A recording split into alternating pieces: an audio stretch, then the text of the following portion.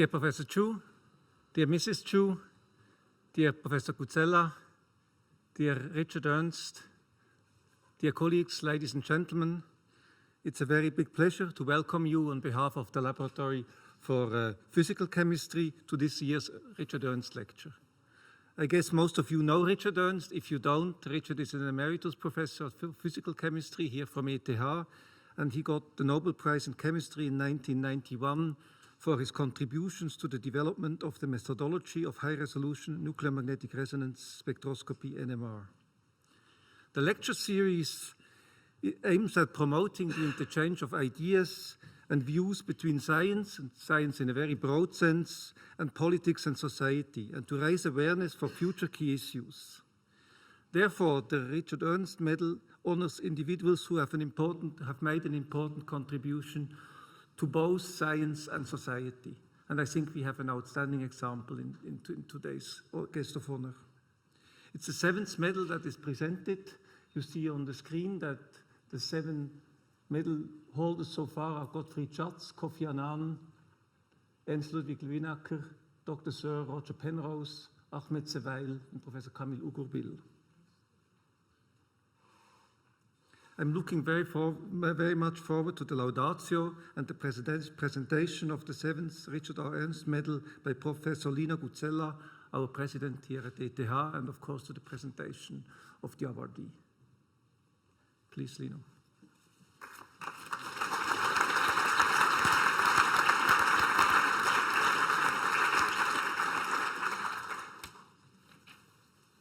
Thank you very much, Beat. Dear Professor Ernst, dear colleagues, dear ladies and gentlemen, it is my great honor and pleasure to announce and introduce to you the 7th recipient of the Richard Ernst Gold Medal, Professor Dr. Steven Chu. Welcome to ETH.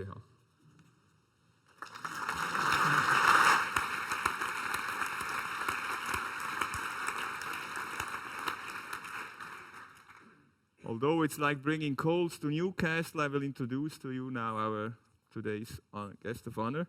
Dr. Chu is a co-recipient of the 1997 Nobel Prize in Physics. Together with his colleagues Claude Cohen and William Phillips, he received the Nobel Prize for development of methods to cool and trap atoms with laser light.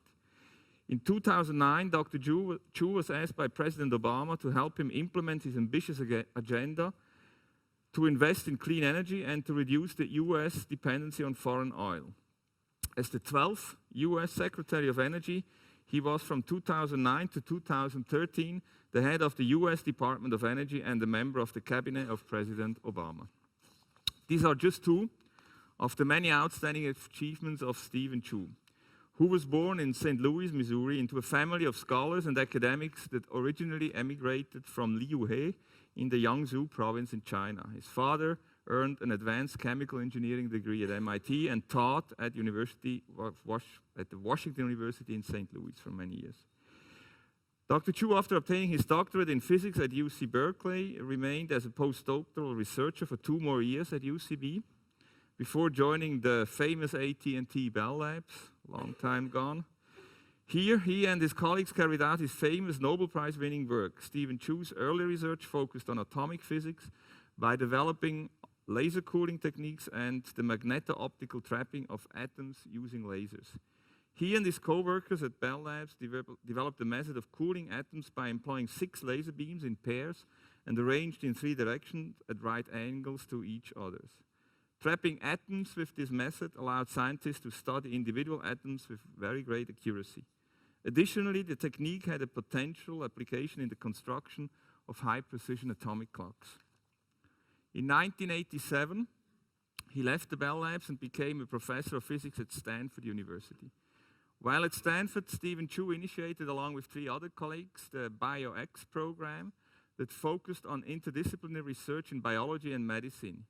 He also played an important role in securing the funding for the Kâmil Institute for Particle Astrophysics and Cosmology.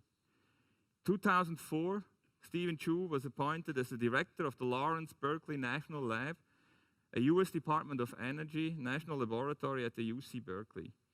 He also joined the UC Berkeley's Department of Physics and the Department of Molecular and Cell Biology.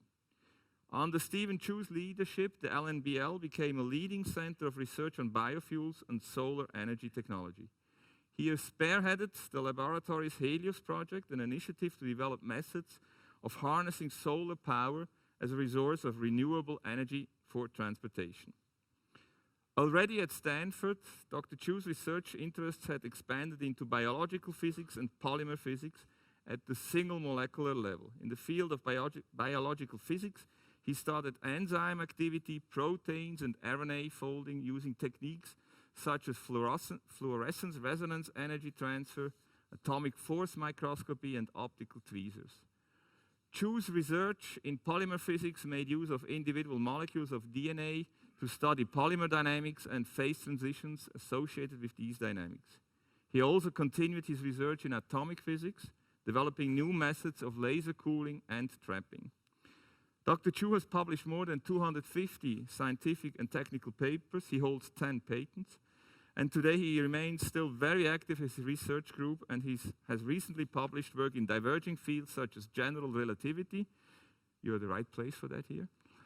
Single molecule biology, biophysics, and biomedicine, and most importantly on the scientific challenges and opportunities of clean energy.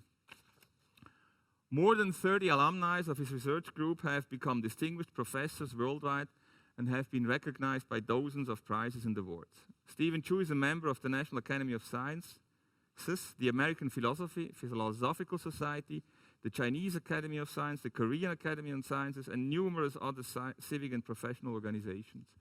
He has received 23 honorary degrees from renowned universities, including Yale, Rochester, and Harvard. Looking at this list, Dr. Chu, the only major award that is missing in this impressive list is really the Richard Ernst Medal. And it is really high time that you, Professor Chu, receive this recognition as well. May I ask you to step forward, please?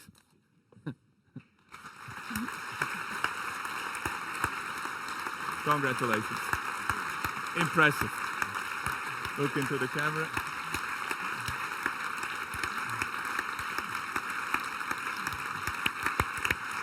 One more thing. Stay where you are. His Richard Ernst Lecture entitled Energy, Climate Change and Sustainability addresses fundamental questions regarding humanity's global survival. These issues are the motivation behind the research efforts of many of my ETH faculty members and students. We are therefore very happy to have you here, Professor Chu, and we are very curious to hear your thoughts on how to realize a more sustainable future for our planet. Please. Thank you very much. Thank you. Well, it's a great pleasure to be here. It's especially a wonderful privilege to be talking in a lecture named after, over the last couple of decades, become a good friend of mine, Richard Ernst. We, I guess, crossed paths around 1998, 2000. And every other year, it seems, on average, we meet each other in Valencia, sometimes in Lindau. Now I've filled out that last hole in my resume. I should say before I begin this talk that I've arranged for another talk Friday afternoon, 1500, I was told promptly at 1500. Thursday afternoon, at Honigberg campus, HCID 8. It's going to be about some new results, some of them only 3 or 4 days old from my laboratory, that of beginning to extend what was the Nobel Prize this year in chemistry, single molecule and super resolution spectroscopy. That Nobel Prize marks, I think, the beginning of developments in this area, and I will be talking about how that will be extended considerably further so that one could see in live cells and live organisms with sub-millisecond resolution, 10, 20 nanometer resolution, spatial resolution, but now at a biological timescale, which is going to be much, much faster. So you're all invited to go. But now let me turn to this topic, energy, climate change, and sustainability. I'm going to begin this by talking about something that Sir William Crookes said in the eve of his inauguration as president of the British Association for the Advancement of Science. And after some quite pleasantries, then he launched into the meat of his talk, which was highly unusual, because he said, England and all civilized nations stand in deadly peril of not having enough to eat. Now, what did he mean by that? What he meant was Europe, England, was beginning to rely heavily on saltpeter imported from South America as fertilizer, artificial fertilizer. Manure and other things were not working well enough. And so he went on and said, it is the chemist who must come to the rescue of the threatened communities. It's through the laboratory that starvation may ultimately be turned into plenty. So what he essentially did is he initiated a scientific quest to do something very, very important for society. That is the invention of a way to make nitrogen-based fertilizer. And some very eminent chemists launched into this. William Ostwald was part of that race. He got a Nobel Prize in chemistry. He happened to lose that race. And the people who won were Fritz Haber, who was awarded the Nobel Prize in 1918, but he did it in collaboration with Carl Bosch, and it's known as the Haber-Bosch process. This was viewed eventually as an oversight, as it was, so they gave a second Nobel Prize in chemistry to Carl Bosch in 1931 for the Haber-Bosch process. Now, it turns out that it was very important, and when Gerhard Ertl got the Nobel Prize in heterogeneous catalysis in 2001, I read part of the discussion of this prize description, and it said, at last, we begin to partly understand the Haber-Bosch process. 2.5 Nobel Prizes for something that was deemed very important, because it did allow the world to feed itself, and it was at the beginning of the Industrial Revolution, and this Haber-Bosch process actually was able to sustain the world as the population doubled. But then things were getting more serious, and in the 1960s, Paul Ehrlich, a Stanford biologist, wrote a book called The Population Bomb. And he was giving other dire warnings, and he wrote in this best-selling book the following: the battle to feed all of humanity is over. In the 70s and 1980s, hundreds of millions of people will starve to death in spite of any crash programs embarked upon now. Well, what happened? What he wasn't aware of was already happening was a botanist by the name of Norman Borlaug was crossbreeding various strains of wheat that could grow under fertilizer and irrigation conditions, and it would be higher yield plants. But the yield was so high that the grains were so heavy that the sheer weight of the grains would actually cause the wheat to collapse. So he also made them into dwarf wheat with thicker stalks. And here you see Norman Borlaug in the picture on the right holding the new strains, which are on the left, all wheat, versus the closer to wild type strains. And it was this invention that actually led the ability to feed much more of the world. It was hybridization of wheat, hybridization of corn, and now rice, and all the grains. And so what has happened since that time, in a time period between 1960 and 2005, you see the production of grains in the world marching off in yield in red and production in blue.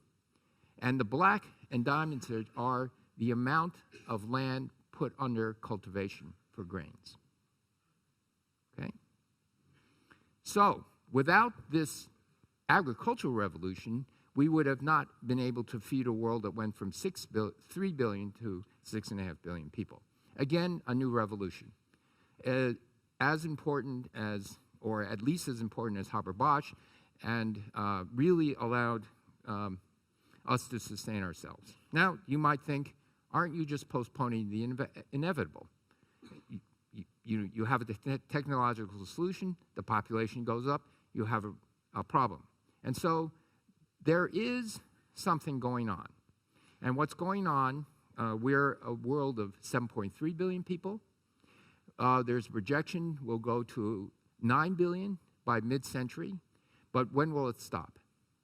Well, there's something remarkable. These are, of course, predictions, and to quote the famous American philosopher of the 20th century, he's named Yogi Berra, he played catcher for the New York Yankees, he said, predictions are hard to make, especially about the future.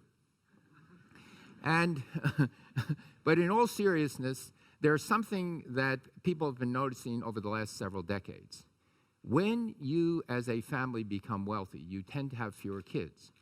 It doesn't matter across societies, religions, cultures, you start to have fewer kids. As a society in general starts to become wealthier, the society in general starts to have fewer kids. Now, it's a lot of things. Of course, it's women's education. It's another thing. When you're in a poor, developing world, you expect perhaps a third to half of your children will die before they reach adulthood. And now you expect your children to live to an old age, 70, 80, 90. And so there are other things, at least in the United States, if you have children, you have to pay for them to go to college. This discourages higher fertility. And late night TV, there are other things to do at night. Many, many reasons. I'm not going to try to dissect which is more important.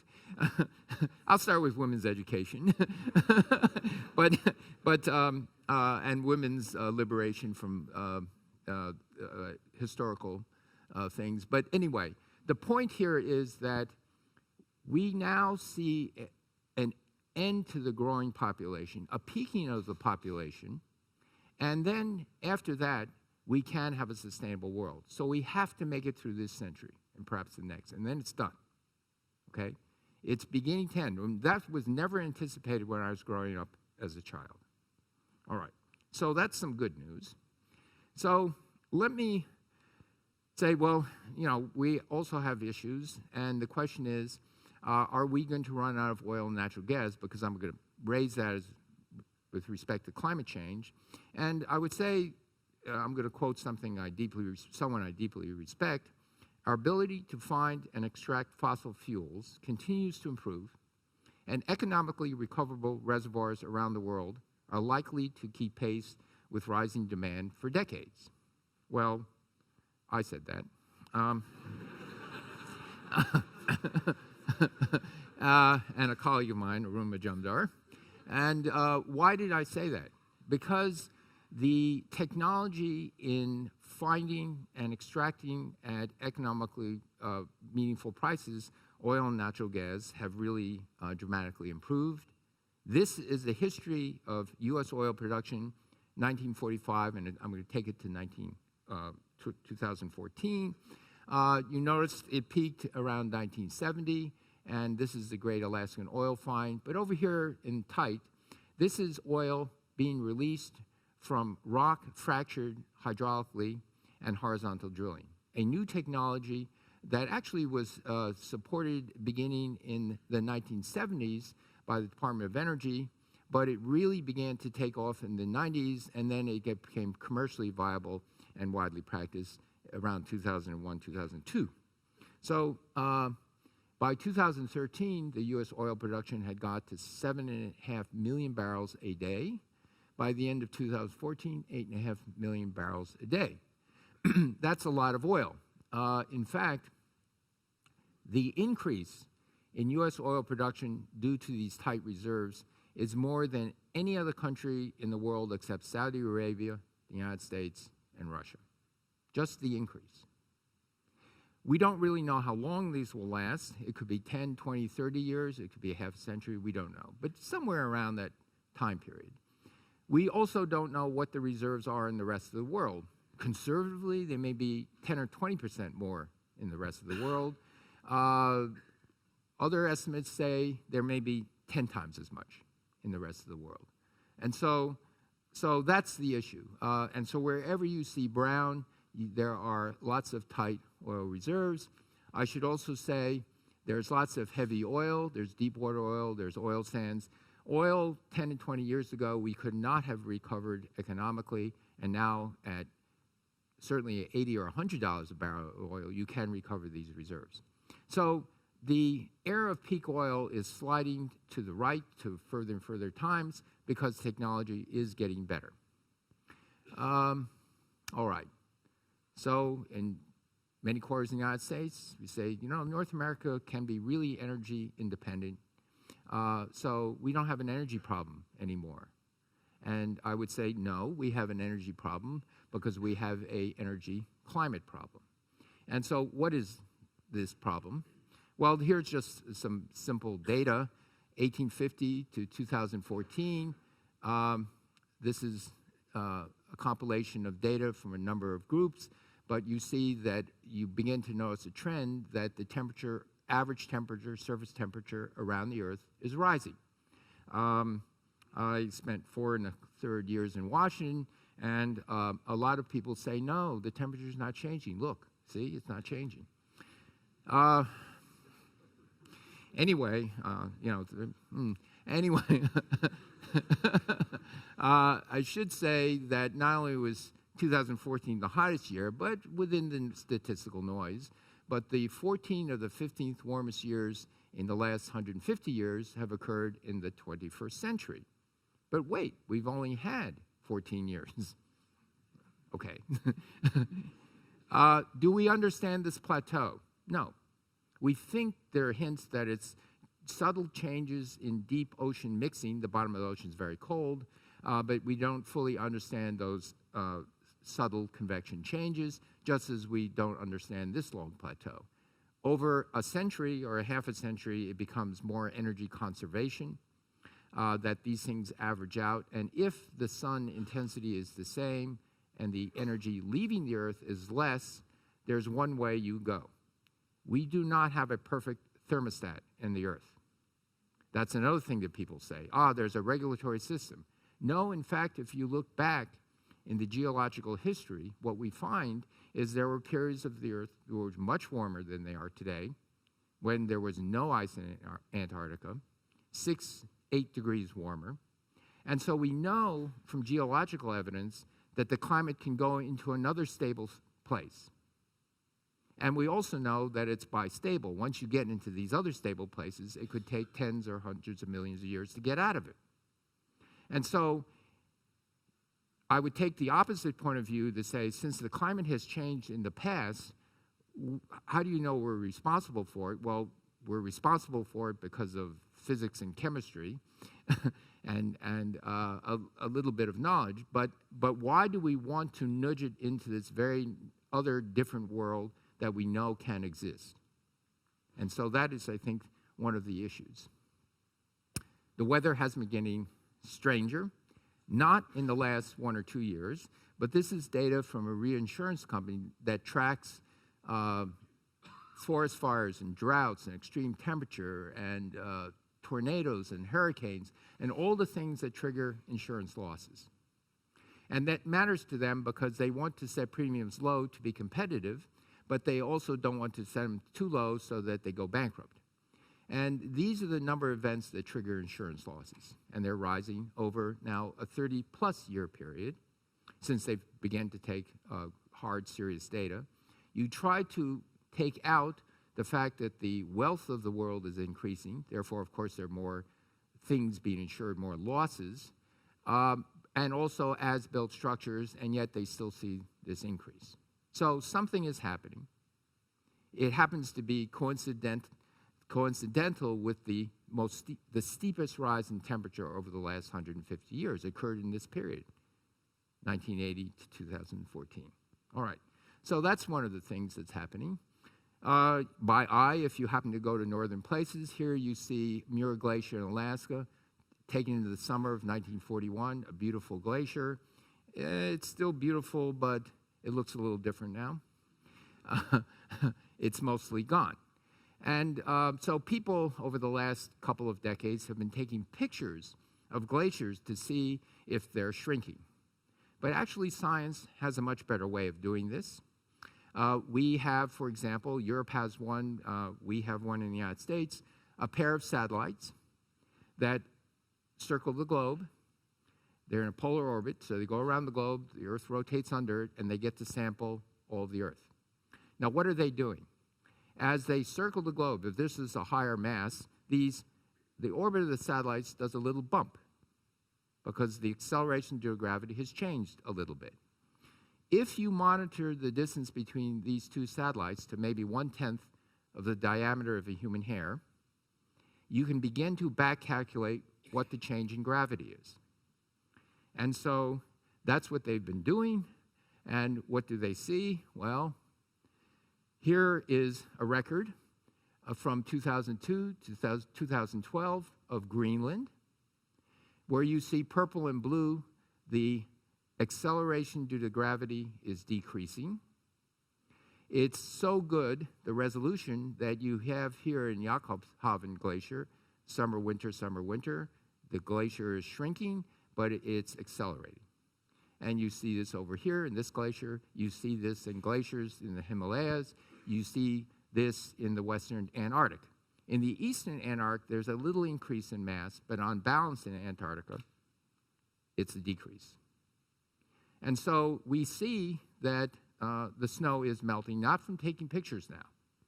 The ironic thing about this is it is a reasonable chance the next generation satellite won't be a pair, it will be a single satellite.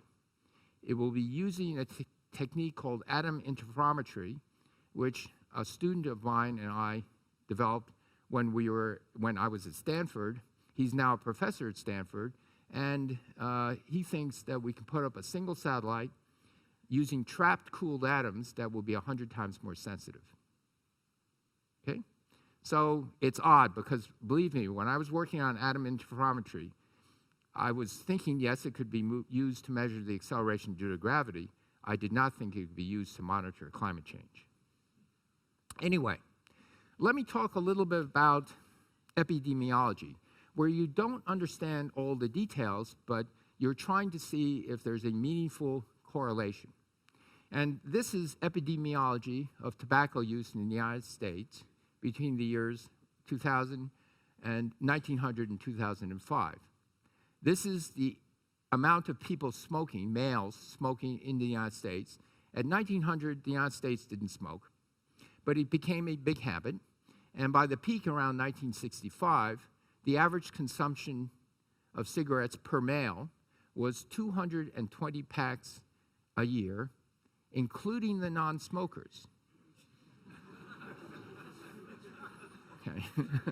So, as they say, put that in your pipe and smoke it.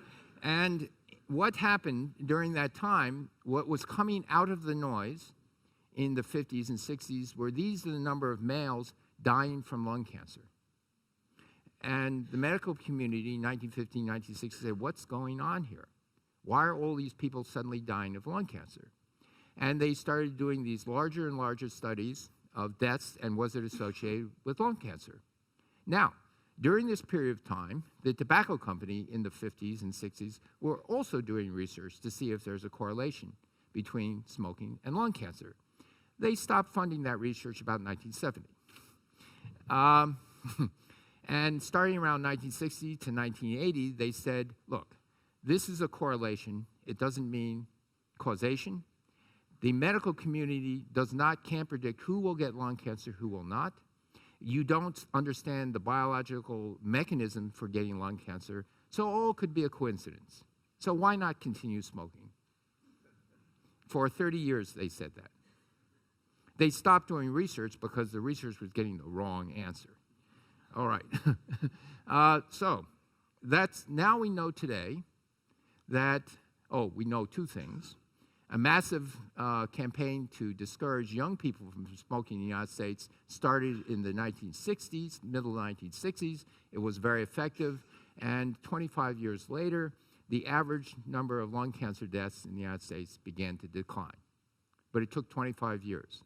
So that means on average, once you start smoking, it takes roughly 25 years to develop lung cancer, which is still, in many instances, a fatal disease because it's discovered too late. Females started smoking later, so they started getting lung cancer later. If you smoke a pack of cigarettes a day, there's a 25 times higher chance of getting lung cancer. It's not a small chance, 25 times higher. And in the 50s and 60s, the scientific community had moved on to study coronary disease and smoking, stroke and smoking, and it is also considerably higher. So this is harder to unpackage because there are a lot of other things, diet, exercise, and a lot of other things. But anyway, now, speaking of lung cancer, for those of you who travel to India, Delhi, northern China, Beijing, and Harbin province, you sometimes see days like this. There's no blue skies, and there's a lot of haze. And what science is beginning to discover now only in the last decade, that this small particulate matter, those particles below 2.5 micrograms and those particles below 10 microns and those particles below 2.5 microns are appearing to be perhaps as deadly and as carcinogenic as smoking. The verdict is not in yet, so you have to stay tuned. But in the last very, very large study, and this was, wait a minute, this was, Lancet Oncology 2014. It was a 4,000 person year study over a 12-year period, and they found for every 10 micrograms per cubic meter of PM2.5, there's a 36% higher chance of getting lung cancer.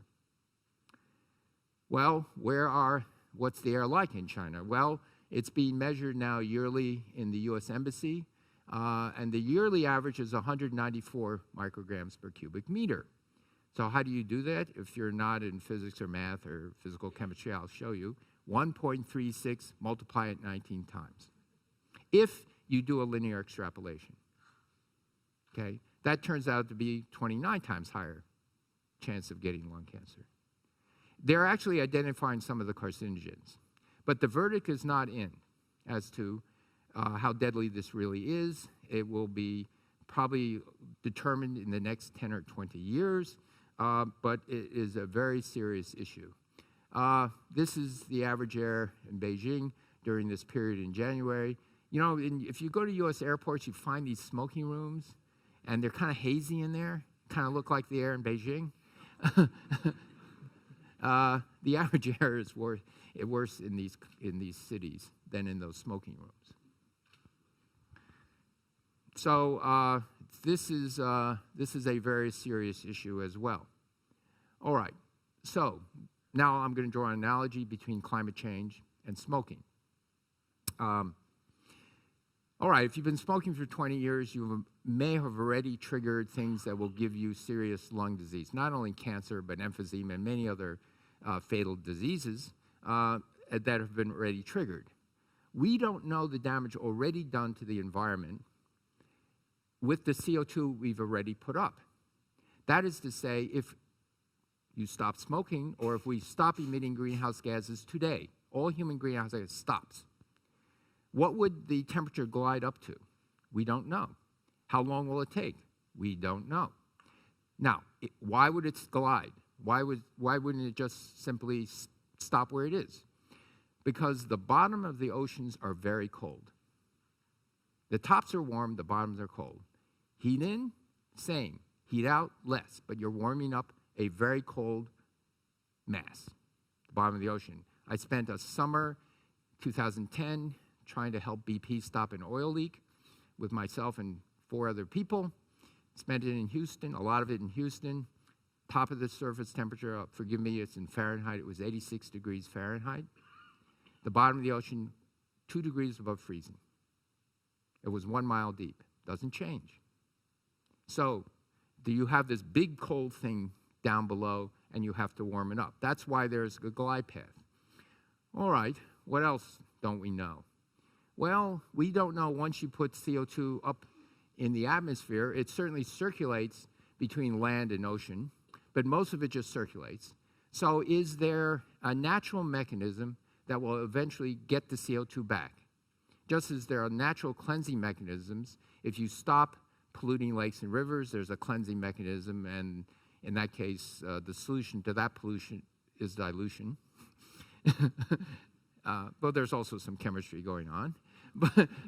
but in any case, sorry, how long will CO2 remain in the atmosphere? Again, the climate scientists don't really know. Huge uncertainties. It could be 300 years. It could be 3,000 years. Somewhere in that range. So that means if we stop smoking today, what we are doing may affect 300 years, 500, 1,000 years worth of children and grandchildren. So here's the scary thing, because as a society, and certainly in the United States, the debate is, I like smoking.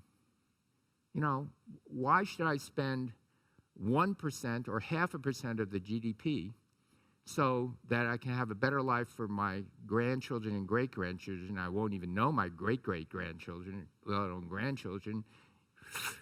That's their problem, not my problem. So I think this is a great moral dilemma.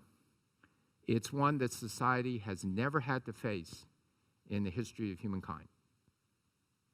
Because never have we had science telling us that what we're doing may affect 1,000 years worth of the Earth in a potentially very, very serious way, right? So how do you wrap your hands around that? And not only intergenerational, but across all society, because this is all secondary smoke. Just as the air in Beijing is all secondary smoke, you start breathing this at day 0 and 1. Day 0, actually minus day 0, because the mother has been breathing it, and they're beginning to look to see if there's a rise in birth defects. So that's an issue.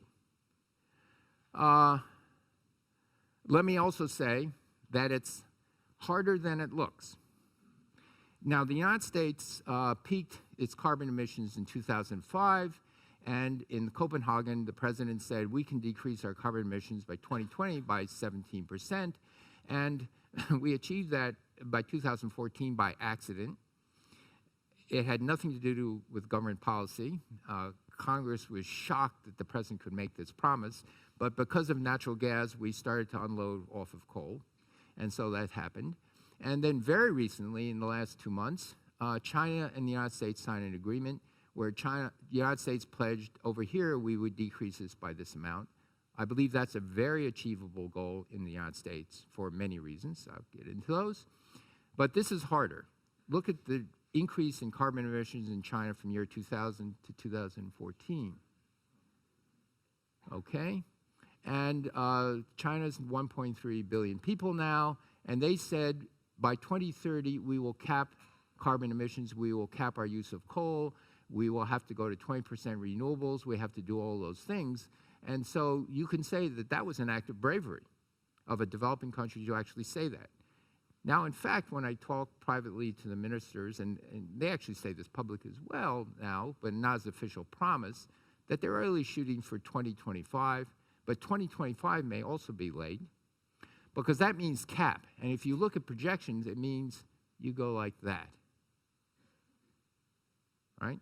Now, China is already emitting almost twice as much as the United States, okay, and more than the EU. So this is an issue, but at least the central government is very determined to try to do something about that, because there are many, many engineers in the Chinese government, and they don't have to run for office.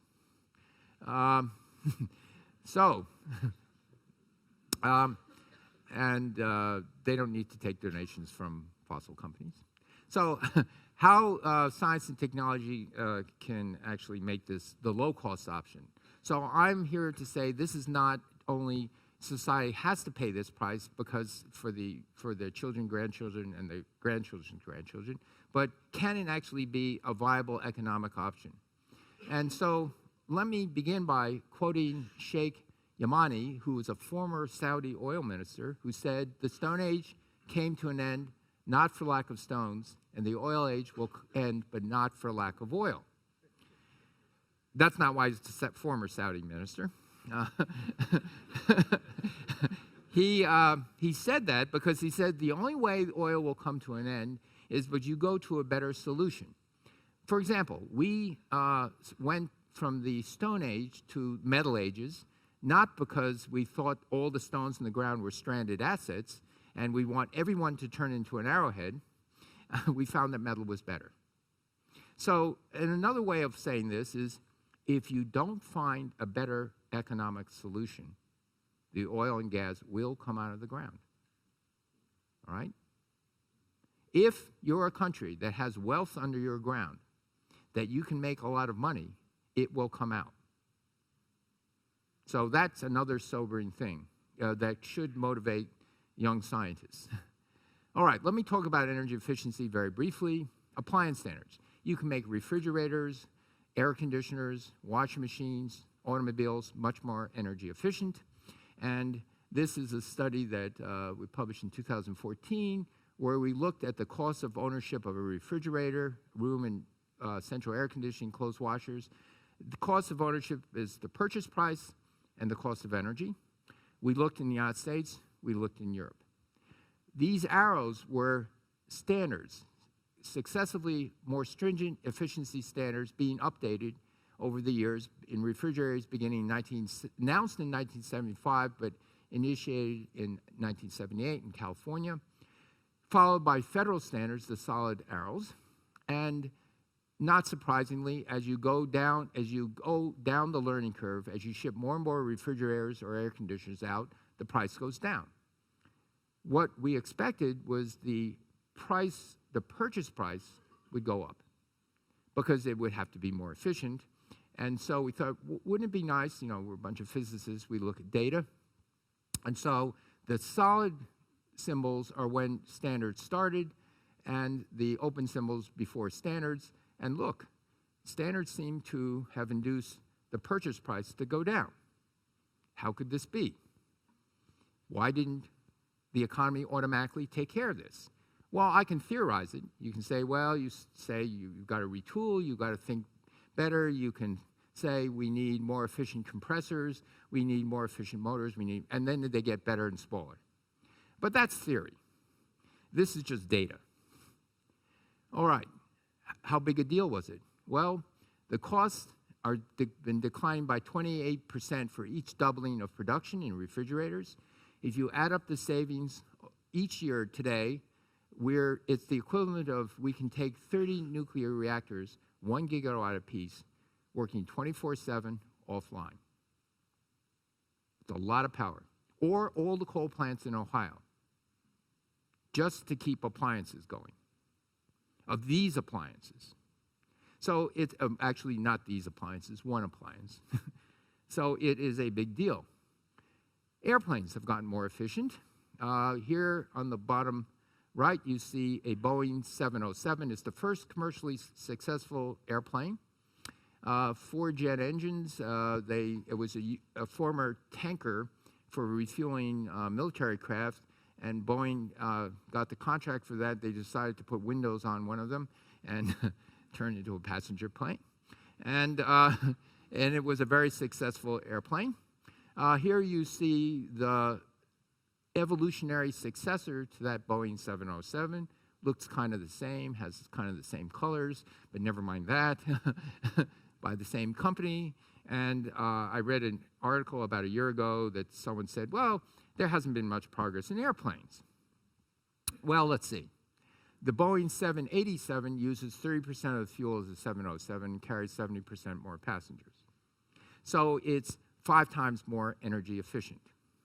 And those 2 engines can develop 80% more thrust than these 4 engines. So aside from that, they're the same. Okay? And there's actually more headroom. They're going to get more efficient. Now, unfortunately, as airplanes get more efficient, that means college kids think of traveling halfway around the world for a week vacation. But never mind that. We need a price on carbon.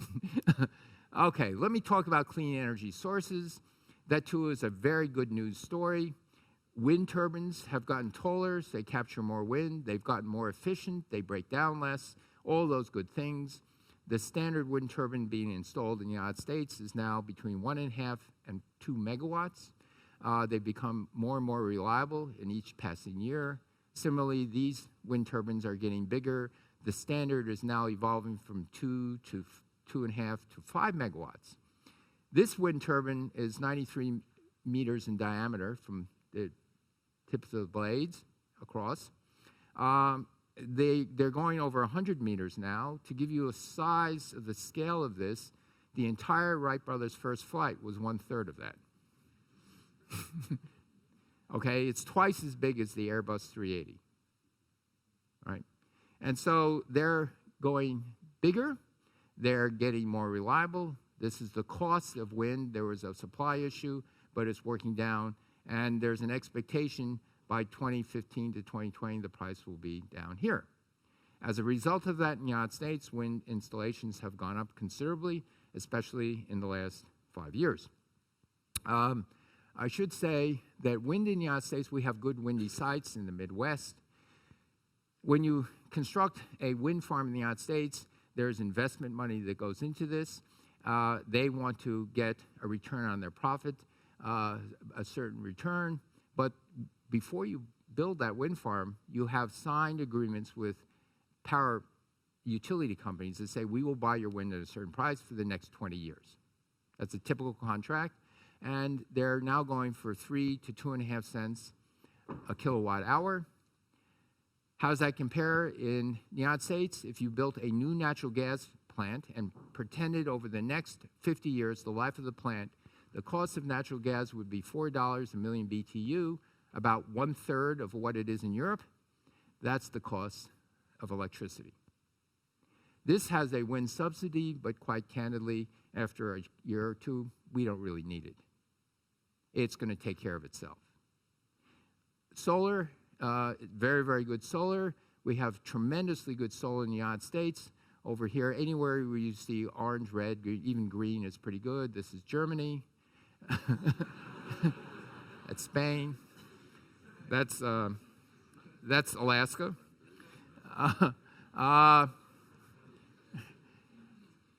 This is the solar distribution in the rest of the world.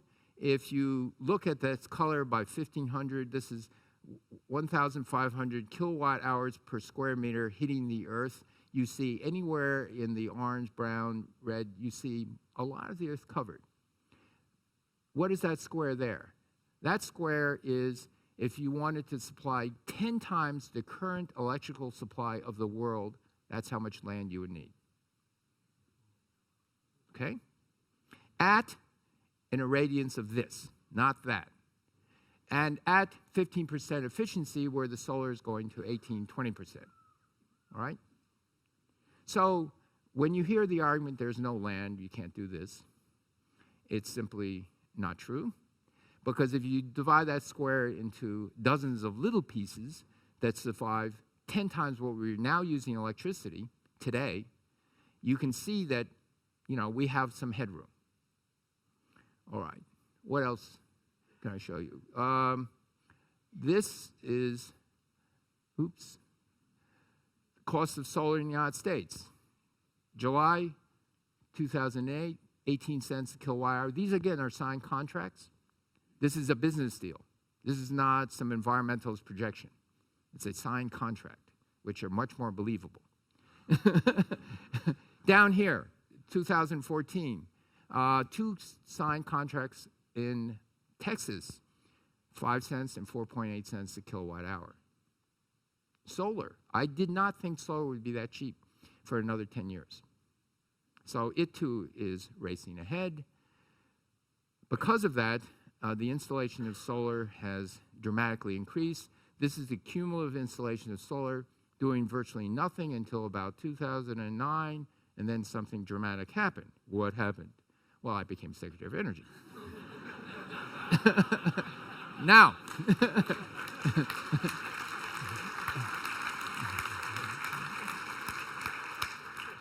skeptics may argue correlation does not mean causation.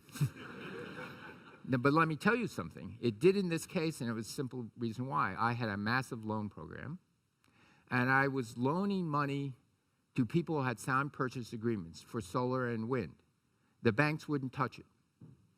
And all those projects are paying off. In fact, Berkshire Hathaway, Warren Buffett, has bought 2 of our solar farms. The developer bought it and sold it to, and he said, look, the developer got 15% return on investment. I'll take 8% because it's safe. The project's built, it works, and I'll take 6%. So I did the next best thing. I bought Berkshire Hathaway after I left the Department of Energy. So, but the point is, this is also taking off. But at this very beginning, even though the spectacular rise, I should also point out, it's only 1/4% of the electricity generated in the United States today. Wind is now 4%, but wind and solar within the next decade will easily begin to exceed hydropower in the United States, because this is really racing, because it's become so cheap. But remember, those numbers that are showing 2008 to 2014, that made all the difference. That tipped the balance. All right. Where's the technological headroom? This is mostly crystalline, polycrystalline silicon. I should say there are new class of materials, so-called perovskites. First one announced 2008. Look at that. Look at that learning curve. And so they're now pushing 20% efficient, and they can go higher. But the beautiful thing about this material is people are beginning to say you can combine it with silicon to get a solar module that's 30% efficient. Okay? Right now, the commercial polycrystalline silicon is about 17, 18% efficient.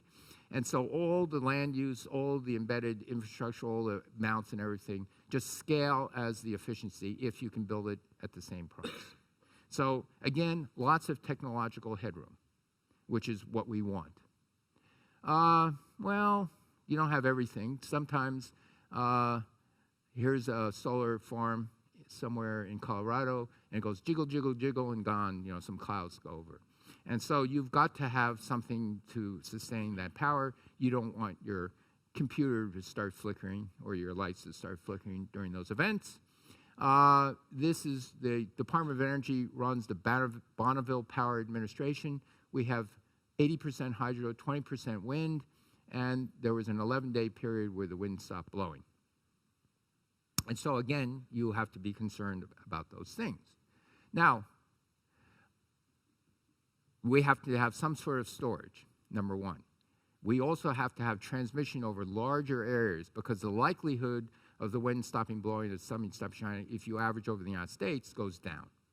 And so those are two things, so let me talk about that. Let's first talk about battery storage. This is a projection of what batteries would cost, manufacturing would cost from 2010 to 2030, made by Bloomberg New Energy Finance. This is the actual production costs that are monitored. And when Tesla builds its gigafactory, let me see, that's where the projection of the cost will be. Now, the Department of Energy had made a projection by 2022. We wanted it down here because we said if it's down here by 2022, you can get a 300-mile range car, electric vehicle, all electric, but 300 miles, that would cost $25,000 without subsidy. And at that point, we would say electric vehicles go mainstream, because most people don't drive 300 miles. So that's what's happening. Let me tell you a little bit more about batteries. It's not only the cost, but the batteries are actually getting better. You may not believe this because your cell phone battery still runs out after 80% of one day. They ask you to do more things, and they make it smaller. But this is lithium-ion battery technology. This is how many watt-hours per liter. This is where it started. Sony made the first commercial lithium-ion battery. Now I am on the board of directors of a battery company. I'm personally doing research now in batteries. And you can't sell a battery unless it's up there. But in the labs, this is being delivered as samples to companies. And in the lab, Panasonic, I suspect Panasonic is working on this silicon anode battery for the gigafactory. This company, which I'm part of, is also working on energy densities up here. Okay? Now that's laboratory stuff. And so it may take a couple of years before it works its way into the marketplace. whenever you develop a new battery technology, another 4 years to make it crash-proof safe and everything else, and to show that it's crash-proof safe. So, you know, it goes like this. New chemistry, you got to prove it. New chemistry, you got to prove it. All right. So the Tesla battery, it goes 275 miles. It weighs 1,200 pounds. And rough guess, $36,000, a third the car. And that's a big weight to be dragging around, okay? That Tesla battery has an energy density. Where's my, I hope my, yeah, I think the battery's dying. So it's down here, so I'll begin to use my little thing, okay? And yes, the battery's dying. So Yi Shui, professor of material science, and I, he's been a big battery guru for over a decade, but since coming back to Stanford, I've begun to join his team, and we're trying to work on a new, well, the silicon anode technology he had already developed, and it has an energy density over here. We want to work on a battery that has an energy density over here, and we wanted to have 5 times the energy density of today's batteries undergoing testing, not even out there. And we think we can make it charge 10 times faster. But we'll see. We'll know within a year or two. And then I know of other people working on batteries up here. Whether this comes to pass or not, I don't know. It's research. But it is very likely that we will get batteries in this range, probably being tested for general purpose use within the next 5 years. So very, very exciting stuff. If you can get batteries anywhere in this range, then you have a mass-marketed car without question. Instead of weighing this much, it would weigh less than an internal combustion engine. So now you don't need that much power. You need 50 kilowatt hours to drag around your car. Okay, it all scales in a very nice way. But that's all for the future. Let me also say that sometimes you don't need a battery. It used to be when the wind blew, you used the energy to do something useful. This wind thing is actually the symbol of the shield of the Department of Energy. It's something we used 150 years ago. When the wind blew, you pumped water. And so that's energy. That's energy storage. You now pump water up. You use the energy, but you can pump water, you can purify, you can do anything you want. So that's a form of energy storage. Here's another form of energy storage. This is a combined cycle plant that generates electricity and uses process heat. The process heat is used to do things like refrigeration, and that's the thermodynamic thing. You know, you can use a heat engine to make a refrigerator work. It doesn't have to be an electric motor. And in this case, the Texas Medical Center had a single gas turbine, a fission gas turbine. They used the high temperature process heat to cool a big tank of water to be used for air conditioning. And that turns out to be much more energy efficient and cost effective. And now Stanford is building a new power plant of its own for its own use with 2 big tanks of water. Okay, it pays for itself. No subsidy for this. Okay. Let me just skip that and go to this slide here. About 1.7 billion people in the world don't have access to electricity. So this is not about a carbon footprint anymore. This is about actually changing the lives of people. And people in these remote villages in Africa and South Asia do have cell phones.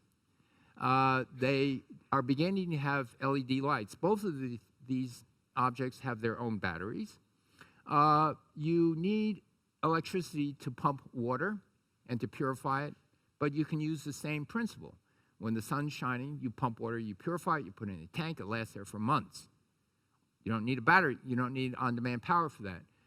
You may need on-demand power for a refrigerator, but you can imagine a well-insulated refrigerator where it has a block of water/ice in the side, and you use the freezer compartment. There's no freezer compartment. You just use it to chill the ice to keep the refrigerator cold for at least a couple days. So sometimes you may not have a refrigerator, sometimes you will. So this is life even without a battery. But if you have a good, low-cost, robust battery, then this becomes a big deal. There are companies being set up. These are small startup companies in the United States. They see a business opportunity because these villages get their supply of electricity by trucking on dirt roads diesel fuel to generate electricity. This stuff is 5 times cheaper. Okay? Now, the only problem is I've talked to some of the people. I was at Oslo Energy Forum, and I was talking, I showed this slide, and someone gets up and says, well, but you need diesel power because that's energy on demand. You can't run these things without diesel power when you need it. Okay? So it's, you know, he either sells diesel generators or diesel. And so one has to get off that knowledge curve to say, the wonderful thing is, the startup companies are saying, we will operate this thing. We will pay for it. We will maintain it. All you do is buy electricity from us, and it's cheaper. Okay?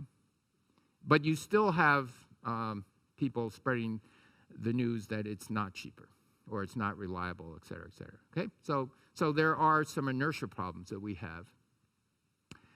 If you want to have renewables, sometimes the renewables are where there are no people. That's good because it's cheap land. But the bad news is there are no people. So you have to actually transmit energy over long distances. China has a planned transmission economy. And so, for example, they have installed a 2,000 kilometer plus or minus 800 kilovolt DC line. They lose less than 7% of the energy and going all the way from the west to the east. In the United States, the highest voltage lines would lose about 90% of the energy because we don't transmit energy over 2,000 kilometers. Europe will have to begin to transmit energy in order to get an energy infrastructure much more economical. In these places over here, there's great water storage, as there is in Switzerland, but you need to have undersea cables.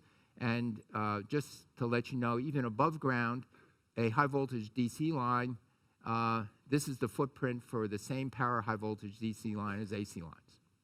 And by the time you go 500 kilometers, this becomes cheaper. And so you have to begin to start replacing these lines with these lines. But there is an issue here. The electronics to go up and to turn it from AC to DC, transmit it, get the voltage back down is expensive. And so that's why it's a one launch and then let down, and you want to tap everywhere. So that's something which is technology driven. It's a solvable problem. Okay. I talked about Haber-Bosch. Let me return to Haber-Bosch. What is this century's challenge, grand challenge, or a Haber-Bosch, and we need a Haber-Bosch solution? And that is the following. There are countries like Japan that are 80% mountains and very populated. They don't have the great land resources of North Africa, the United States, China. Japan, Korea, you should go on the list. Lots of India really doesn't have, it's also mountainous. And so there are places, many places in the world where you can't use the big footprint needed for renewable energy. Europe is one of them as well. And so could you possibly turn, let's say, sunlight into hydrogen and oxygen?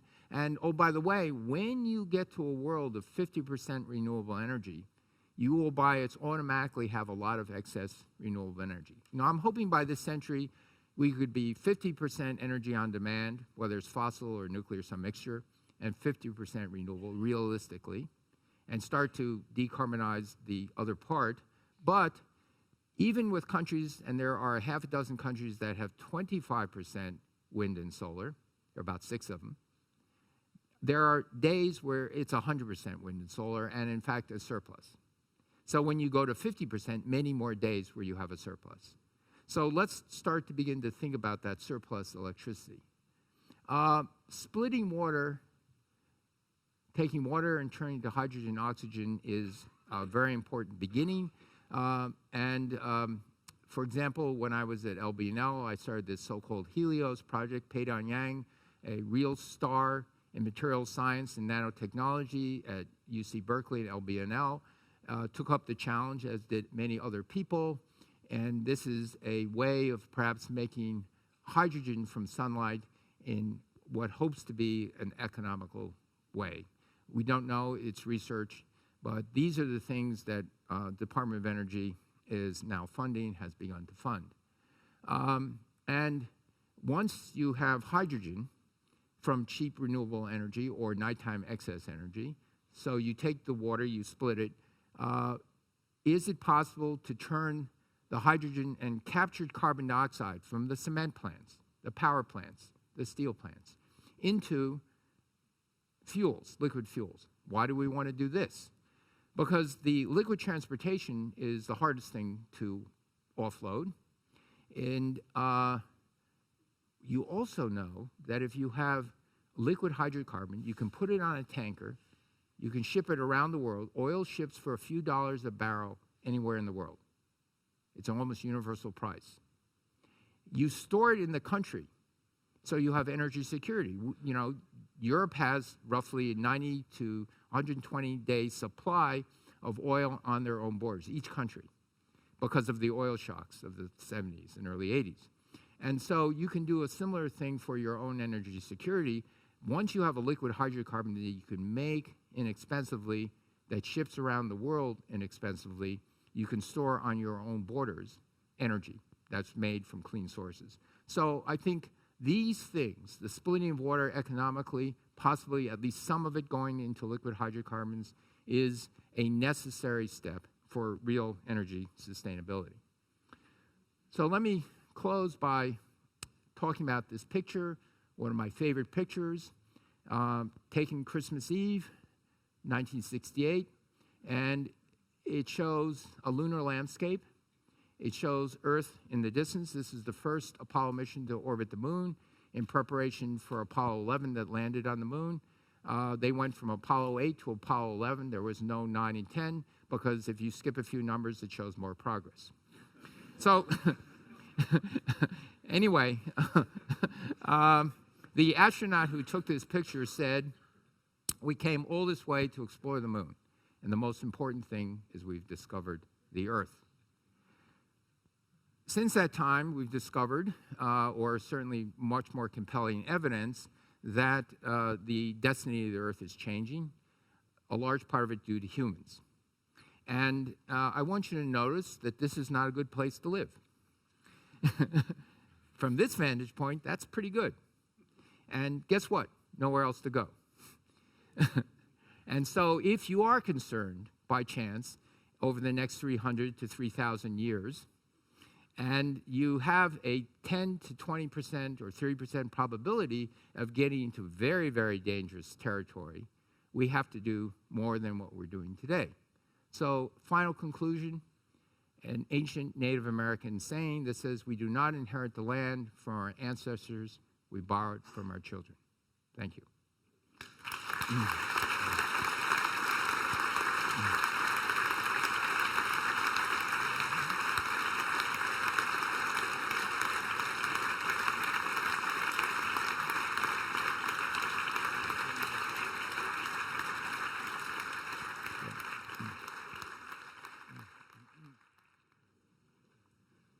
Good afternoon. My name is Alexander Wokau, and I have the pleasure of moderating this panel discussion. Can you hear me? Good. On the panel are Professor Chu, Professor Richard Ernst, Emiliana Fabri, Adam West, and Nicholas Gruber. I will introduce them briefly when I give them the word for the first introductory statement. So what we have in mind is we talk about climate change and climate protection goals. We would like to talk a little bit about mitigation measures, and at the end, on the roles of science, policy, and society to achieve those. These are my targets. And so let us enter the discussion on perhaps climate change. You have set the scene, and I would like to introduce Nicholas Gruber. He has obtained a degree in natural sciences from the University of Bern. He worked then at Princeton University, had an assistant associate professorship at UCLA, University of California in Los Angeles, and in 2006 was elected professor of environmental physics at ETH Zurich. Now, this year, many people say will be a decisive year for the climate, because in Paris, in November, December, one will be negotiating a prolongation of the Kyoto Protocol. So nations are expected to put up their intended, nationally determined contributions. And now the big question comes, if you sum up these contributions and they are not enough to reach these climate stabilization targets, what is the way out? Nicolas Gruber. Well, first of all, I hope that they will add up. The situation is not clear yet because not all nations have put down the pledges. Switzerland just did it last week. Switzerland actually did it more or less on track, but a lot of other nations might not do it. So the expectation at the moment is probably that it will not be sufficient. Well, if that indeed is the case, then essentially, and to use Dr. Chu's words, we're really borrowing more from our future generation than we should. We're not really responsible because we will return an Earth back to our children that will not be the world that we should be giving to our children. To be more precise, we have internationally agreed to reach a 2-degree target, and associated with a temperature degree, we have a certain amount of carbon that we can emit into the atmosphere.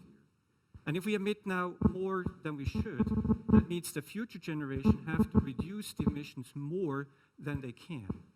And so that means it puts a large burden on future generations.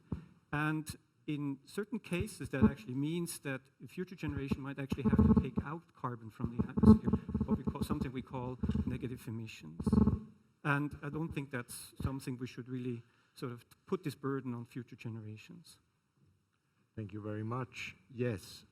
And then, what are our possibilities? And one thing that is discussed internationally very much is carbon capture and storage. Now, may I turn to Richard Ernst? What do you think about carbon capture and storage? Yeah, I judge the different techniques according to sustainability. And I mean, just to capture CO2 and to put it somewhere has nothing to do whatsoever with sustainability. We just postpone the bad effects of it to later times. And I think it's a very bad solution. One shouldn't address that. I mean, if one doesn't have a better idea for the moment, okay. But I mean, it's not a long-term solution to just to store it away and hope that somebody else can have a good use later on in a few 100 or 1,000 years. Dr. Chu, in scenario work, many scenarios say if you don't have CCS, you will be at a loss. You will never reach the targets. What do you think about it? Well, as you probably noticed, I was talking about a different use of carbon, CO2 from power plants, from cement plants, from steel plants. And that is a physics chemistry challenge to take that carbon dioxide and to turn it, recycle it, close the carbon cycle back into a hydrocarbon that you burn. But then a lot of the carbon you're taking and burning to generate things that we will need this century, you have to begin to recycle. A little bit, but you have to be able to capture the carbon in a very economical way. About $15 a ton of CO2 capture will open up many, many business opportunities. $100 a ton does not. $15 a ton and a modest price on carbon, 30 euro a ton, will actually make a huge economic driver. So in part, I agree with Richard, Professor Ernst, that just to store all of it underground is, first, too much of a geological burden, and it's not long-term sustainable. If you begin to close the carbon cycle, and we don't have that technology in hand yet in a cost-effective way, I'll be the first to admit that, that is another part of the solution. Let me just say that there is no 100% solution. There is no 50% solution. I see a few 20% solutions, a bunch more 10% solutions, and it's going to be a lot of little things, 1, 2, 5, 10% solutions, because it is a big problem. To go to real sustainability, there's not one magic, it's done. Right. So, yes, I agree. To recycle the carbon, this is fantastic, but we, of course, need the renewable energy, and we will come to providing this renewable energy to be able to then make the fuel again out of what I always call the ashes of burning the carbon. Now, let me introduce Adam West. He is originally from Britain. He got his undergraduate education at Oxford University and then joined ETH Zurich, now doing a PhD with the Physical Chemistry Laboratory. And he has worked on aerosols a lot. And aerosols, they have effects on the climate. They cool a bit. They may have varied effects. And then there are some people who say aerosols, they could be the remedy against global warming, a magic called geoengineering.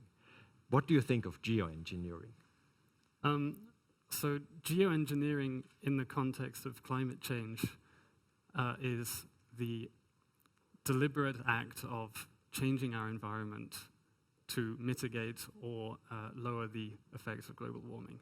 And so actually there are basically two main types of geoengineering projects that have been proposed.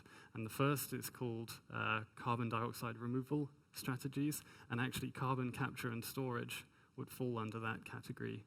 And also things such as afforestation or reforestation also would count as a geoengineering strategy. The other type, which is the type that the aerosol project falls under, is solar radiation management. And this would be things like putting large mirrors into space or inducing cloud condensation by injecting aerosols into the atmosphere, or just injecting sulfate aerosols into the stratosphere to reflect sunlight back into space. The scientific community so far has rather regarded geoengineering projects with a lot of skepticism, and I would also regard it with a lot of skepticism. However, I think that as time goes by and we see a lot of inertia in other measures to combat climate change, the geoengineering projects are starting to be taken a bit more seriously. And there has actually been a scientific study done by the Royal Society in the UK in 2009. And they actually recommend that the carbon dioxide removal strategies should be implemented immediately, such as carbon capture and storage or carbon capture and recycling into liquid fuels. Whereas the solar radiation management projects are still, they recommend further research before implementing these strategies. Thank you for this hesitation. I appreciate it. Good. All right. So, I mean, perhaps just one little addition to the solar radiation management. I mean, one thing that is important to recognize is that when you do solar radiation management, you're not really curing the underlying problem. The CO2 is still in the atmosphere. So if you start doing it, you have to continue doing it because, as Dr. Chu showed, CO2 is going to stay in the atmosphere for a very long time. And so if you, the moment you stop doing the geoengineering, essentially the warming coming from CO2 comes back up. Let me also add that it doesn't do anything for the acidification of the ocean. And so if you don't start curbing the carbon emissions and drastically decreasing that, you have other problems. And so let me add to, in addition to reforestation, two other aspects of geoengineering. Agriculture is enormous geoengineering. If you look at how much land we have under agricultural cultivation and grazing land, it's a considerable fraction of the non-mountainous, non-desert part of the earth. And better agricultural practices, lower carbon agricultural practices, actually crops and microbes that begin to mineralize much faster the carbon is another form of geoengineering which I think can actually be coupled with better agricultural productivity. Finally, you know, if you begin in the warmer areas especially, all roofs become white and reflect sunlight back into space. That actually, if you add up the amount of white pavement and white roofs, that's geoengineering. That's pretty benign. And it saves on air conditioning costs, and it reflects visible light. There is no greenhouse gas effect back into space. So there are some forms of geoengineering, like reforestation or white roofs, that probably are not going to have unintended consequences. It's good that you mentioned agriculture. Of course, one shouldn't forget the methane. Methane emissions to the CO2 equivalents, they contribute considerably, and we all know what probably we would be expected to do in order to lower methane emissions in the framework of food stock breeding, right? Well, yes. In the United States, a significant part of the natural gas that escapes into the atmosphere is actually due to livestock breeding. And what we see in the world as developing countries become wealthy, first in China, everyone wants to eat more meat. For whatever reason, they aspire to an American way of life. Big cars, lots of meat. Now, the United States has begun to realize that lots of meat is not really good for your health. And the younger generation is beginning to discover that maybe big cars are not necessary to have a happy life. But this business about eating more meat is going to be universally a thing that we'll be facing for the next half century.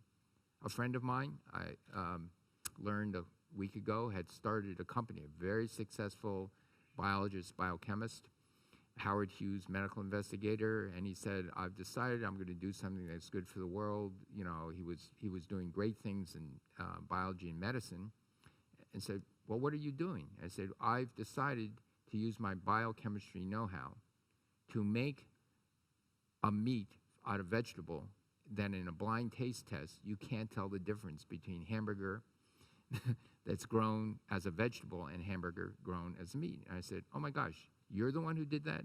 Because I read about that. You did win the blind taste contest. Okay, you know, pick, is it a French red or is it an American red? Is this hamburger or is this some vegetable? Not the soy burger stuff, and which does not taste like a hamburger. and he said, and that, you know, now you're 10-fold, 20-fold less arable land, 20-fold more efficient, much less methane, much more humane, actually. Now, I know Switzerland has affection for cows and cowbells, but at least when I go in your airport, so I hear this dinging bell. But let me just say that that is something that science can really do to give people what they want in a much more sustainable way. Thank you very much. I take this challenge, yes, very much. Richard. Don't you think that this geoengineering and libertarian ideas in the United States are contradicting each other? I mean, in the US, one thinks that the individuals, they have to decide about the future, and one cannot just make or introduce a measure which affects everybody, and he has nothing to say about it.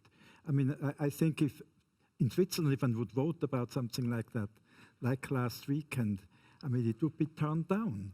Which, the white roofs or the fake hamburger meat?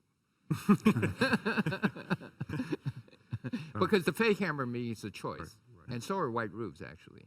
Right. I think, say, putting aerosols that every passenger would take a coffer with SO. Yes. Well, that's actually adding the sulfur dioxide will also add to acidification, by the way. Yes. So it's, I think the preponderance of scientists will say, not a good idea, not now.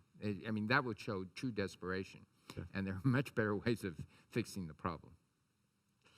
Good, so let's now turn to these ways. And you have made this important remark, we need to decarbonize. So let's first talk about decarbonizing the power sector, perhaps. And then you have shown, you have mentioned tight oil, you have mentioned shale gas, the drilling. And of course, it has been reducing the CO2 emissions of the United States by replacing coal-fired power plants by natural gas combined cycle. Well, shale gas is not without doubts. And I'm turning to Richard again. He's kind of our conscience. What do you think, Richard, about shale gas? I mean, it's essentially a last resort method. I mean, it's the last little bit of oil which we have still available, and we use it up, and it might last for another 20, another 30 years, but it's far from anything like sustainable. I mean, the sustainable is something which lasts for thousands of years, and I mean, there's no chance that all these oil-based resources, that they would last more than for 50, 100 years, perhaps in the maximum, but it's far from being sustainable. So it's not a real solution. So you showed both. You showed your success in introducing photovoltaics, but you showed at the same time how tight oil production went up in the same period. Did you promote both? No. That was promoted in the 70s into 1990 in the Department of Energy. I think because of the environmental problem, because of the sustainability issue, one can only view natural gas as an interim measure to transition first away from coal, but then we have to transition away from natural gas. And it could be debatable whether this fossil reserve lasts 50 years, 80 years, 100 years. It's certainly, you know, the way we're using it now and the rate of increase, no one is projecting it's going to last for a very long time. So I agree completely with Professor Ernst that this is not about sustainability. And you have, if you use it at the rate we're using it today, in the next 20, 30 years, to quote Martin Luther King, there is such a thing as being too late. And so we need to do these things and really reduce the emissions of carbon by mid-century. Can we get there around the world to get substantially into this danger zone? Well, I actually don't think so. I think we will glide past 450 parts per million and even 500 parts per million.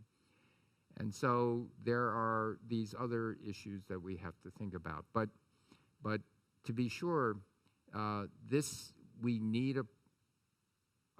a price on carbon that is a long-term goal that doesn't jerk around with political things. The United States, the federal government is not going to pass anything in the next 2 years for sure. But let me also say that if you look at the states in the United States and the amount of people in the economy in the United States, 78% of the economy in the United States has renewable portfolio standards mandatory. If you include goals, 86% of the economy has that. And so in the United States, although you look at the federal government that looks completely stalemated, which it is, the states are starting with California with a price on carbon that will ratchet up gradually with a very strong 2025 32% renewable energy goal and the 8th largest economy in the world. And so there are many states in the United States which are marching towards this.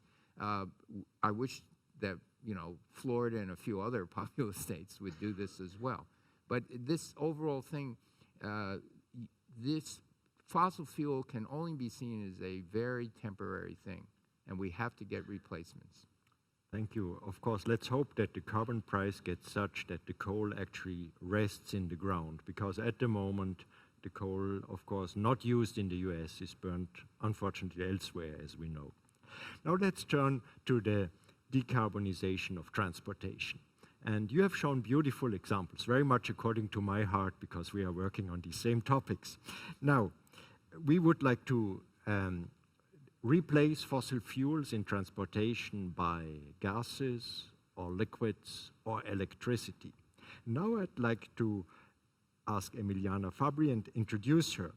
She studied in beautiful Rome, and then after obtaining her PhD, went to Japan at the famous National Institute of Material Science and worked there for several years. And finally, in 2012, joined our institute as a senior scientist. So Emiliana is working on fuel cells. And so I'm asking you, what do you think? Is there a role for hydrogen in transportation? So my vision of hydrogen for a sustainable society is definitely not limited to transportation, but also include transportation. And so if I go a bit more into details, so Professor Chu has highlighted the importance of renewable sources for a sustainable society, and how the amount of energy that we can produce by renewable sources is definitely closely linked to how we can efficiently store this energy. So I truly believe that we should see renewable resources, electricity, heat, and gas as an interlinked system. And in this concept comes the concept of power to gas. And basically, what we can do with this excess of energy produced by renewable resources is to transform the excess of energy into water and oxygen, as Professor Chu showed. And then, so we have hydrogen and oxygen available as energy carriers. And what we can do with this hydrogen. So Professor Chu showed that we can do a reaction with carbon monoxide and so transform this hydrogen in synthetic natural gas. And we can use the infrastructure that we already have available. But we can do another use of this hydrogen, and this we can use hydrogen for transportation in fuel cell vehicles. So there are contrasting point of view about fuel cell car, and Professor Chu probably is not the most promoting person for fuel cell. Not true. We'll talk about this. We will talk about it. So there are many disadvantages that are related to fuel cell car. And actually, I believe that in your famous interview at MIT, you really summarized very well which are the main disadvantages related to fuel cell. First of all, we are producing right now hydrogen from fossil fuel, which is not an efficient way to use fossil fuel. Second point, we don't have good storage way to, because when we store hydrogen, we need a large volume. And the other 2 points that were highlighted by Professor Chu was that we don't have technology and infrastructure ready yet. So I believe that since 2009, a lot of things moved, because this year, for example, Toyota finally commercialized fuel cell cars. So we actually have fuel cell car available in the market, and they are now available in Japan, and then Toyota is even doubling the production. Since few months, these cars are available in the market. And actually, I did an exercise yesterday, because we talk also about infrastructure. We cannot have the car and not infrastructure. We end up in the old problem of the chicken and the egg, so which is coming first. And actually, I also made this nice exercise looking all the hydrogen stations that we have in the world. And actually, right now, with a fuel cell car of autonomy of about 500 kilometers, you can run from Milan up to Oslo, or even up Amsterdam. California, you can go from Los Angeles to Las Vegas and Phoenix. And East Coast, you can go from Boston down to Washington. So let's say, finally, these fuel cell cars are available in the market. There are still problems to work on it, but definitely is one way to use hydrogen. So let me say that, yes, there was an interview I gave in 2009 where she very well summarized the 4 concerns I had. And it was a little tongue-in-cheek, because I said you need 4 miracles, and I named them, you know, a compact, inexpensive storage and infrastructure, inexpensive fuel cell, and a clean way to make hydrogen. And so you need 4 miracles, but it's okay, because with 3 miracles, you get to go to heaven. Now, since that time, things have changed, and I agree with you completely. What has changed? Much more progress in either electricity or sunlight to hydrogen. And I'm getting more hopeful that this will become a reality, number one. Number two, there are already, the fuel cell technology is in 2009, you could build an expensive fuel cell that lasted 15 years or an inexpensive fuel cell that lasted 1 year. And since that time, there's been a lot of progress in making longevity and decreasing the amount of platinum, and in fact, maybe even platinum substitutes. The storage on the car is still an issue. We in the last 2 years in Department of Energy, I said, no, I lowered the budget, but I then fought to maintain the budget, maybe to increase it a little because I saw this progress. But the people in the budget knives just remember what I said in 2009. They were just happily slicing. And so we were actually looking at better, more compact storage, all these things. There's one final thing that I should say that I would advocate, and that is in this infrastructure problem, if these automobiles, which can refuel much faster than today's batteries, do become a reality, you can have what's called a hybrid. And it's possible to have a small 40, 50 mile instant fuel with a very compact fuel cell. Toyota car is still an hybrid car. Yes, and then you have the other thing. Or you have, as a minimum, you have the fuel cell operating at its peak performance to charge a battery as a minimum. But you can also have conventional fuel cell. So these are things which I say have changed, but it's not up to me or anyone else to decide 5 years in the future what will happen, or 10 years. It's you want to fund research in all these things because you just don't, no one actually has that foresight. Remember Yogi Berra. You can't make really good predictions. And when breakthroughs happen or things evolve, or successive little things that end up over a decade to be a breakthrough. And so, I'm seeing potential breakthroughs in batteries. I'm seeing potential really breakthroughs in fuel cells. Probably they are complementary technology. Right. Yeah. And so it's not a race of either or. I'm going to see both. And then the infrastructure, when they become commercially viable, Toyota is willing to sell them at a great loss for a number of years, which is fine. I think that's what you call corporate leadership, as they sold a Prius at a great loss for 5 years. But it's all right. Other manufacturers are betting on batteries. It doesn't matter. Let the best technology win, and if both of them win, that's even better. Wonderful. What do you think about this storage problem, the compression problem? That was one of the concerns. You need energy to compress the hydrogen. What do you think about this? Well, if I can give a practical example, for example, the commercialized car has 2 hydrogen compressed tanks, which weigh more or less 90 kilograms, which is just double of the weight of a normal full gasoline tank. So I believe that now the technology is almost ready also for this problem, to solve this problem. And then we are working actually also from the point of view of the electrolyzer, so the device that produces hydrogen, to increase the pressure that with the electrolyzer produce hydrogen, that you can basically already have hydrogen at high pressure. So. Yes, Adam? I'm wondering what you think is the solution for air travel as opposed to car travel. So do you think that hydrogen or electricity can be used for air travel, or do we have to think of something different? Or do we just try and make our fuel consumption of fossil fuels more efficient in aeroplanes, as you were alluding to in your talk? Well, I don't see in the next 50 years battery-powered airplanes. There are actually solar glider-type airplanes over distance.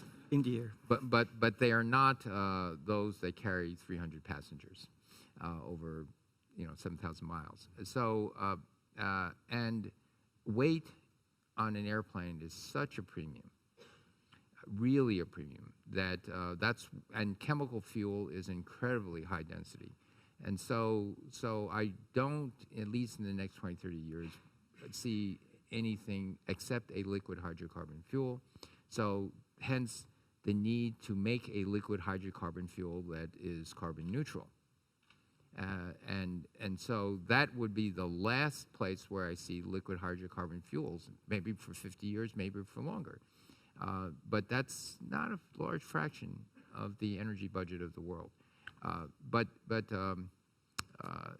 there's another thing. You know, I mentioned briefly that the cost to the world for emitting carbon dioxide, as with all other pollutants, is a real cost that all society pays for. One has to get this cost into the products and services we use. And so we do need a 50 euro per ton of CO2 price on it. I think at that price, a lot of things will change, but you have to have slow, steady, and keep it there.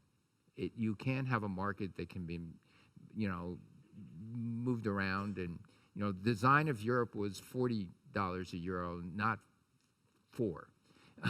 and 4, it does nothing. 40 can do a lot, but like it or not, I think the idea that you can pick up and travel for a week halfway around the world at very low cost is something that may not go away. This has become an expectation as much as, you know, a smartphone almost. It's I personally don't like to travel. Having flown nearly 3 million miles in United, I'd rather do it by Skype or something else like that. But I subscribe very much that you mentioned the liquid hydrocarbons. Now, may I use a famous quote? You have once talked about a global glucose economy, and it was for me saying substituting say the fossil liquid fuels by something else, and it could be biogenically derived, it could be from hydrogen and CO2. Now, should we take this literally, or should we take it today more towards the hydrocarbons because the infrastructure, the engines are there? I think you have to take it figuratively. I might have said that once, and all of a sudden I get quoted. It's like what I said about fuel cells. You know, biofuels from bioproduction is turned out to be harder than we thought. You know, there were a lot of biofuel companies that went out of business. Others have realized they have to go to higher value products. They have to generate pharmaceuticals. They have to generate fragrances. They have to generate shampoo or things like that because oil at even $100 a barrel is very, very competitive. And then, you know, then you can graduate from shampoo to real poo. No, sorry, that was a terrible joke. but I lost my train of thought. but I think, you know, the idea of sustainably using the biosphere, and also it's not out of the question whether it's a 5% effect or not of can you use some production which also includes more efficient food production and the agricultural waste especially. I was especially intrigued by using waste that we now used to burn, now it goes into landfill, hence methane, into breaking down those materials, the cellulose, the hemicellulose, the lignin, into something you can turn into a liquid hydrocarbon fuel. I agree. Lignin is a great substance, and it has these phenols in it. And if you can break it up and separate, you can start a chemistry based on lignin. I just agree. I look at our Master of Ceremony. Do I have 10 minutes for the last round on the importance of science? Okay, good. Nicolas Gruber, what do you think? What is the role of science in this challenge that we heard today? What should science do? What can we do? Well, Dr. Chu sort of outlined the challenge, and he compared to essentially the agricultural challenge that we had over the 20th century. And I think, and the good lesson is that science can help. And I think science comes in various flavors. I think you emphasized very much the role of university and the inventions that we're making in terms of processes, breeding, in terms of development of the fertilizers to fertilize the plants. But I think also the universities can do more than that. And I am also very much in favor of pushing essentially education in that direction, because it's in the end, that transition that we're looking at is essentially a scientific transition, it's a technological transition, but it's also a transition that touches upon us and our behavior. And I think one of the roles of science is in that sense, in a broader sense, to educate people and to train them and also to inspire them. And I think the inspiration that you got some wonderful example of the successes of technology, but we also need more people that essentially go into the business and use the knowledge they have and address essentially the knowledge to this challenge. And I think some people compared the challenge to essentially the Great Manhattan Project, and I think we haven't quite realized that this is probably even bigger than the Manhattan Project, what we have to do globally. And so science is just part of it, and I would like to emphasize education at the same time. And I think that's very important for us here at the universities, that when as we think how we educate people, that we educate them in all aspects, from the basic education all the way up to the sort of entrepreneurial thinking that is needed to put a lot of these ideas into the marketplace. Thank you. Now let's turn just a moment to fundamental education. And you see, the physicists, physical chemists, when you say, I have been producing energy, then always, you shrug kind of, and then you are saving energy. Of course, now, we all know we are converting energy, we are not saving energy. Richard, what do you think? Is there a better way, rather than talking about energy, is there something better that we could teach people what it is important to look for? Yeah, in principle, one should speak about entropy, but nobody understands it, nobody knows what it is.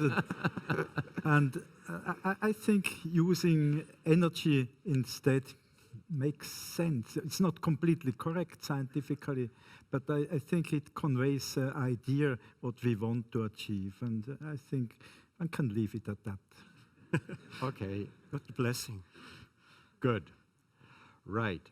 So perhaps the last thing now, we have heard what science should do, and education is of course also social sciences. It's also our behavior, how we deal with energy, what we expect from life, as you showed very correctly. Now, complementing that, what should the governments do to help us? Well, I think you're looking at me. The governments have to show leadership. Part of leadership is to publicly try to describe the issue, the long-term issue, not the next election issue. And that takes great courage. And it takes actually both, if you have two parties, it takes both parties. If you have one party, it takes that one party, or multiple coalitions. And it takes great leadership to say, what do we do, not in the next couple of years, but what do we do in the next several decades? And to lay the seeds of a plan forward. Again, you can't foresee what's going to happen beyond a few decades, of what might, but what do you have to do for this long-term health of the planet, so we don't completely mortgage the planet for the next generations. Taking great courage is not only great courage, you have to have a drumbeat of saying that you have to help educate the public. The universities have to help educate the public, because in the end, in democracies, it's the public that's going to say, what do you want? And what do we expect of our leaders? But if the leaders are only looking for clues from the public without any attempt to educate, we are going to be in serious trouble. Yes, and indeed this is one of the privileges that we have at the universities, that we can work on these long-term goals, we can be consistent with our statements, and there is not the 4 years re-election cycle. And I think you have returned to the academics in order to pursue this, and we would like to thank you very much for addressing us, showing us the big challenges, and then pointing the way what we should do. I would like to thank my panelists, Nicolas Gober, Adam West, Richard Ernst, and Emiliana Fabri. And I thank you all for staying with us for this exciting afternoon. Thank you very much.